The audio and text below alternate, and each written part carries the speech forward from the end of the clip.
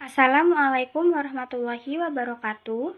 Perkenalkan, nama saya Dinika Anissa Fianti Suryo dengan NIM 2288240088 dari Program Studi Pendidikan Sejarah semester 4.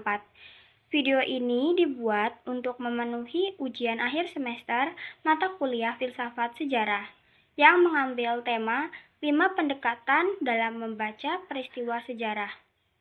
Dalam video ini, saya akan menjelaskan 5 pendekatan besar dalam filsafat sejarah, yaitu Conferring Law Model, hermeneutika sejarah, historisme, narativisme, hingga postmodernisme, dan juga membandingkan dan mengkritisinya dengan contoh dari peristiwa sejarah.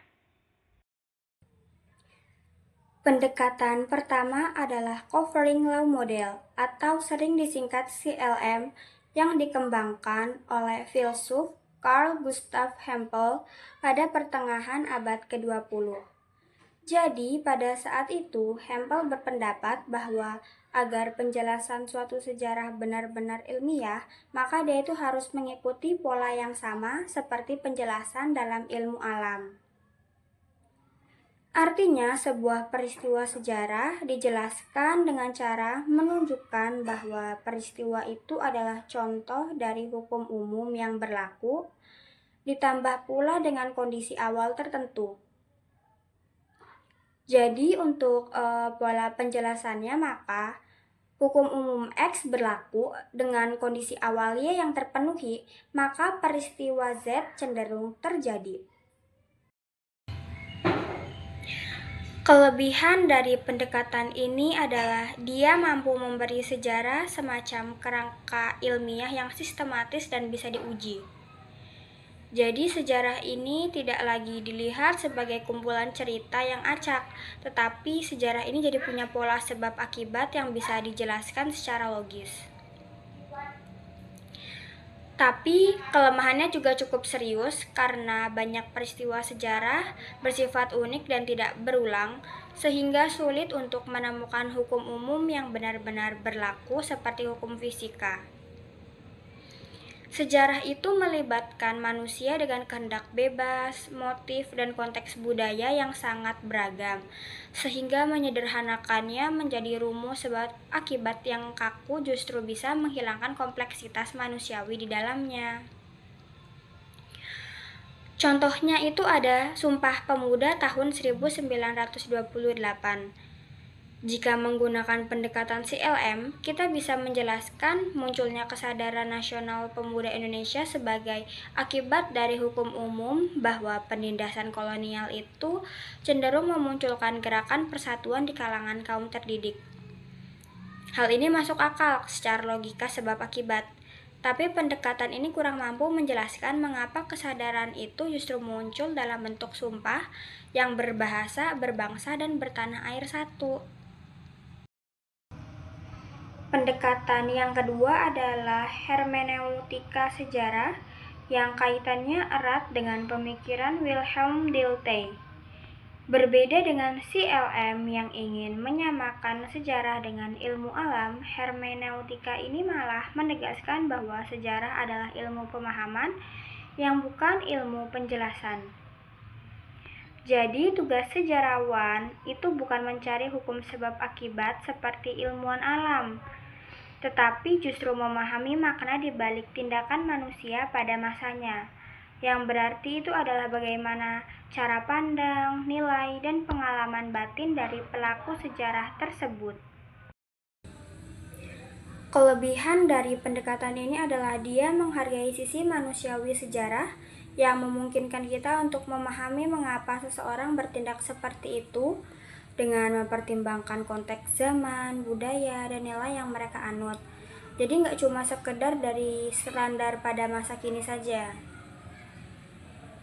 Tapi kelemahannya pendekatan ini justru rawan subjektivitas, karena sangat bergantung pada interpretasi sejarawan terhadap makna.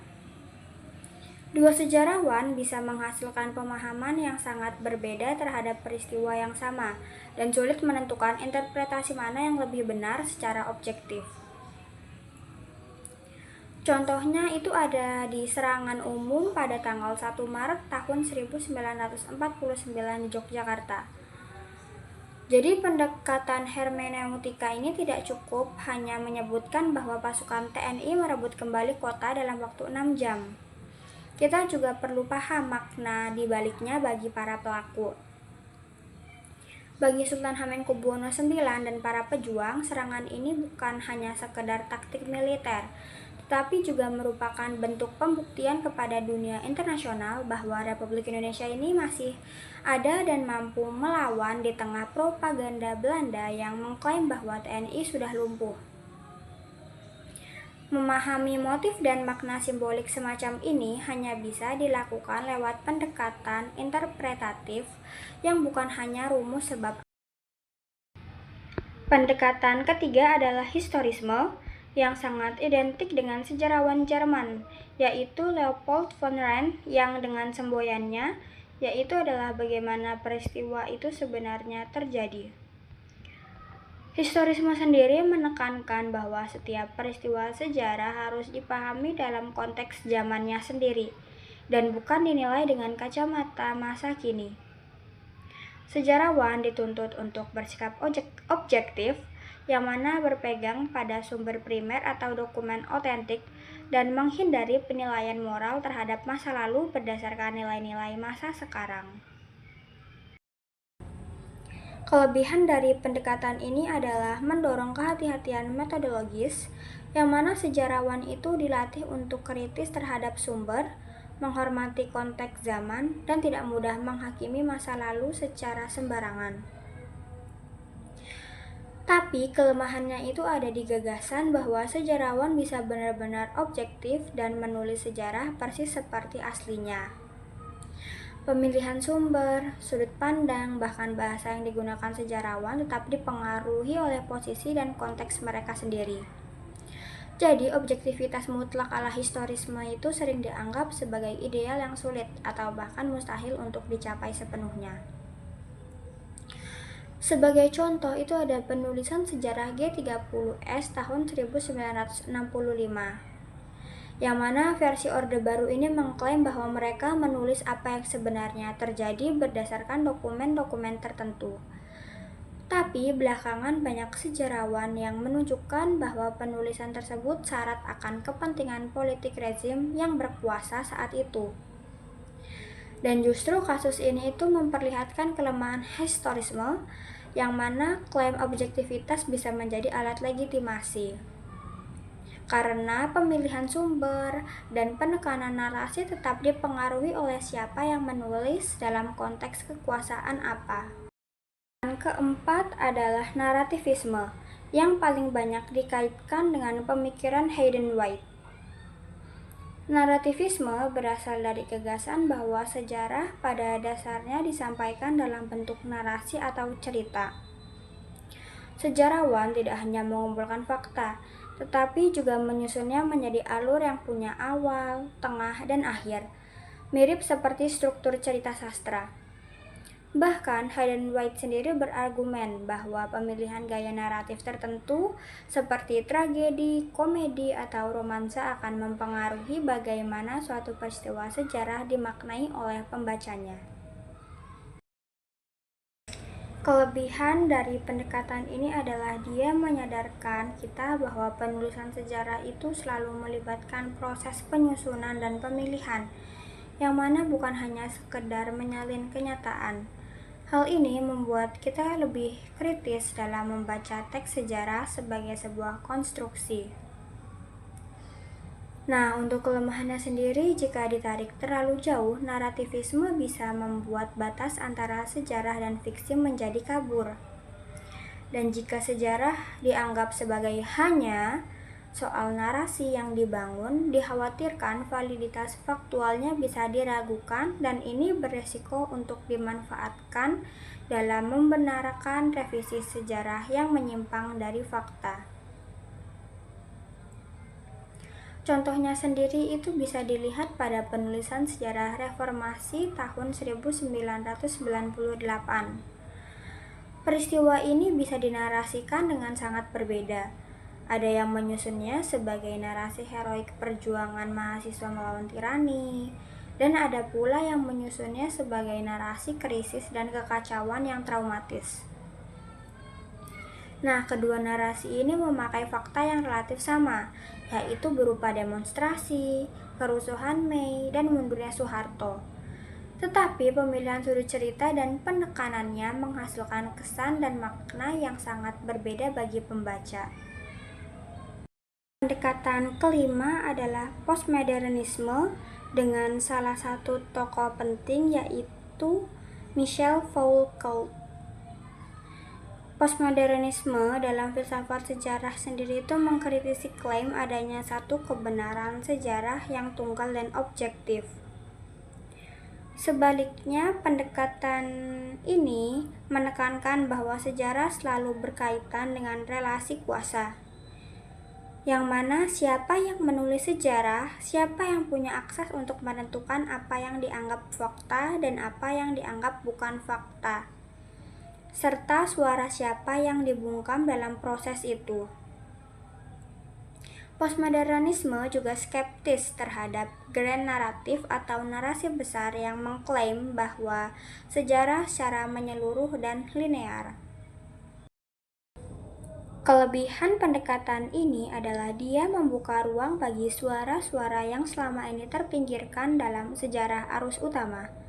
Misalnya sejarah dari sudut pandang rakyat kecil, perempuan, atau kelompok minoritas. Kelemahannya jika terlalu skeptis terhadap segala bentuk kebenaran sejarah.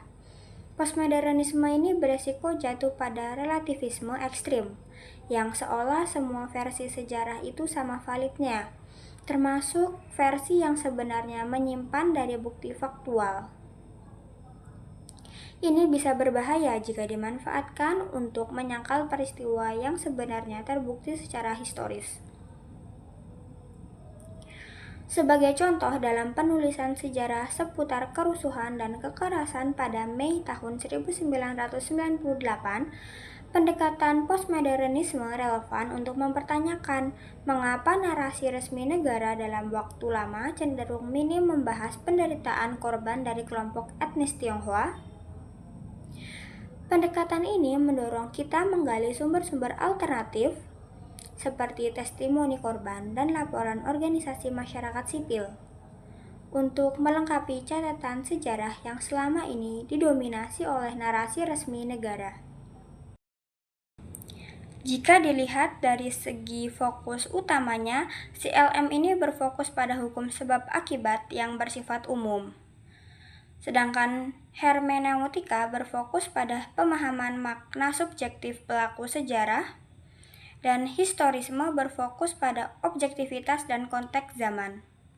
Lalu ada juga narativisme yang berfokus pada struktur cerita yang dibangun sejarawan, dan juga postmodernisme yang berfokus pada relasi kuasa di balik penulisan sejarah. Jika dilihat dari segi klaim terhadap objektivitas, CLM dan historisme sama-sama berasumsi bahwa kebenaran sejarah bisa didekati secara objektif, meskipun caranya berbeda. Yang satu lewat hukum umum dan yang lainnya lewat sumber otentik. Sementara itu hermeneutika dan narativisme serta postmodernisme cenderung lebih skeptis terhadap objektivitas mutlak dan menekankan bahwa interpretasi sejarawan selalu ikut membentuk apa yang kita sebut sebagai fakta sejarah. Menariknya, kelima pendekatan ini sebenarnya bisa saling melengkapi, bukan harus dipilih salah satu secara kaku. Misalnya dalam mengkaji peristiwa reformasi tahun 1998, kita bisa memakai CLM untuk memahami pola sebab akibat krisis ekonomi yang memicu gejolak sosial, lalu hermeneutika untuk memahami makna perjuangan bagi mahasiswa yang terlibat. Ada juga historisme untuk menelusuri dokumen dan kesaksian otentik pada masa itu, dan narativisme untuk menyadari bahwa ada banyak versi cerita tentang peristiwa yang sama, serta postmodernisme untuk mempertanyakan suara siapa yang selama ini kurang terdengar, misalnya korban kerusuhan. Namun, perlu juga dikritisi, jika kita terlalu condong CLM dan historisme, maka sejarah itu bisa terasa kaku dan mengabaikan sisi manusiawi. Sebaliknya, jika kita condong ke narativisme dan postmodernisme, tanpa sejarah itu bisa kehilangan pijakan faktualnya dan terjebak relativisme.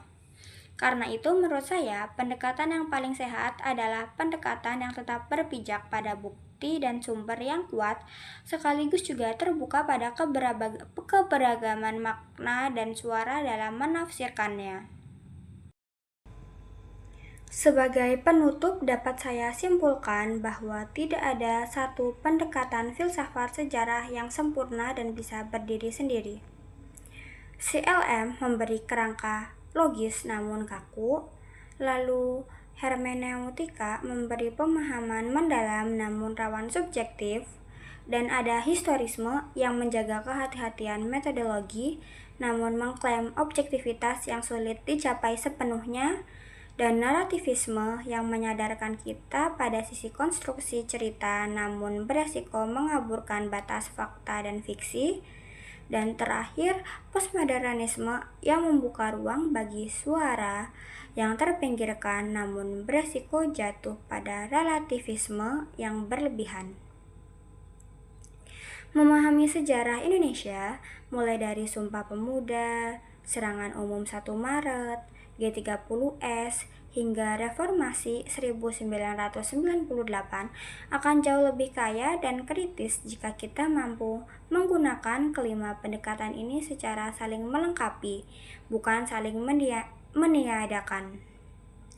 Pada akhirnya, sejarah bukan hanya soal apa yang terjadi, tetapi juga soal bagaimana kita sebagai pembaca dan penulis sejarah bertanggung jawab dalam memaknainya. Cukup sekian untuk video ini yang dapat saya sampaikan. Mohon maaf apabila ada kekurangan. Wassalamualaikum warahmatullahi wabarakatuh. Terima kasih.